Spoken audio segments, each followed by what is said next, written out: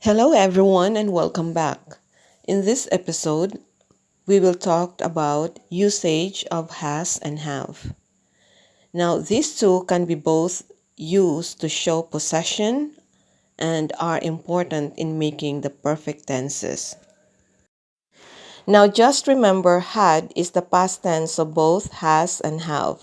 All right, so let's move on to the usage of have. Have is used with some pronouns and plural nouns. Examples: I have a great teacher. You have toothpaste on your cheek. Or we have a meeting at 10. And another example here, teachers have a difficult job. Now let's try to understand the meaning of have. Now, have means possession, something I possess or something I am experiencing right now. So we have here more examples. Something that I possess. Examples: I have a pet cat. So I have a cat, meaning I possess a cat. Or another example here, I have a beautiful house. That means I possess that house. That house is my own. And another one, I have an idea.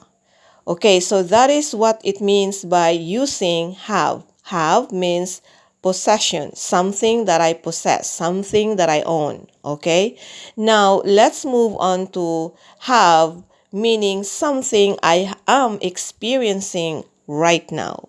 So we have here example: I have a headache. So headache is something I am experiencing right now. So we use I have. Another one, I have 4 sisters. Another one, I have a wonderful job. Okay, so these are the things that something I am experiencing now. So that is the usage of have. Again, have means possession, something I possess or something I am experiencing now. Remember that you and I use have. Examples: you have a big house. I have a wonderful news. Okay, and also we use have for we and they. Again, for plural nouns, we use have. My shoes have holes on them. Or my grandparents have a big farm. Now, if you are one of those who have questions about the difference between have got and have, okay, remember both have got and have mean the same thing. There is no difference. Now let's move on to the usage of has. When are we going to use has? Has is used with the third person singular. Examples: he has a great voice, or she has a new haircut. The oven has a problem, or it has a big hole. Now, if you notice it, it is used for third person singular. All right, in present tense sentences and present perfect tenses, we use has with the third person singular. So more examples here. She has a pet turkey, or he has a girlfriend, or it has rained all day. Susan has your bag. The motorcycle has a flat tire. Now remember also that singular nouns and uncountable nouns use has. Again, uncountable noun. These are the nouns that cannot be counted. Although these are uncountable nouns can become counted if, for example, rice. Rice is uncountable, but if you put rice in a sack, then it will become countables. Okay, so when you're talking about uncountable nouns, just remember these are the nouns that cannot be counted. Examples here: rice has a delicious taste, or Mr. Kevin has a nice car. These are both uncountable nouns. Rice is uncountable noun, and another one, Mr. Kevin, is a singular noun. Okay, and we use has. Both of them we use has.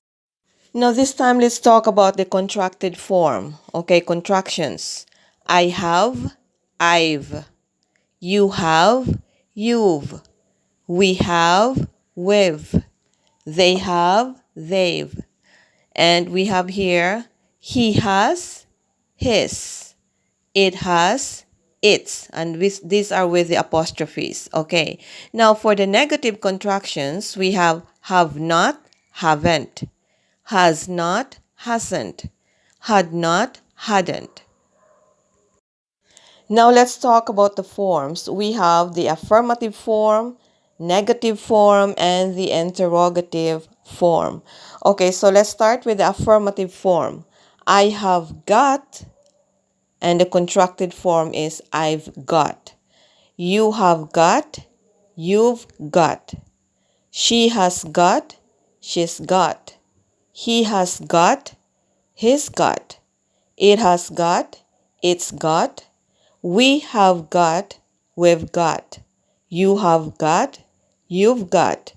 And they have got, they've got. Now that's the affirmative form. Now let's move on to negative form. So we will use contracted form. Okay. I haven't got, you haven't got, she hasn't got, he hasn't got, it hasn't got, we haven't got, you haven't got, they haven't got. That is the negative form.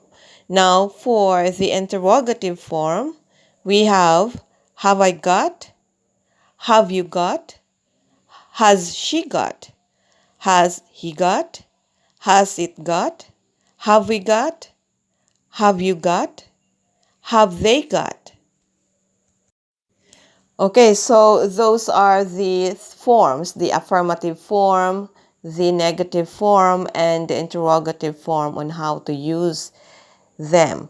Okay, now let's have more examples to have a deeper understanding on the usage of this in sentences. So example here, we will use has. Okay, example 1, he has many books. He is singular, so we use has.